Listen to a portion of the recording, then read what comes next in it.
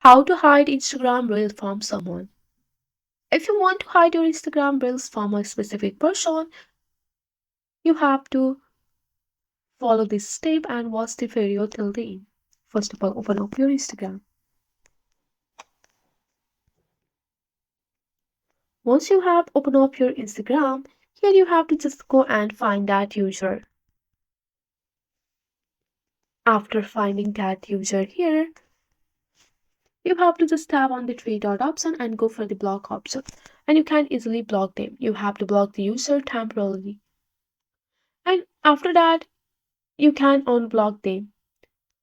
Also, you can just go and restrict them here. You can just go back and tap on that. You can just go back and tap on that account here and tap on the three dot and go for the restrict account here. Just go for the restrict them.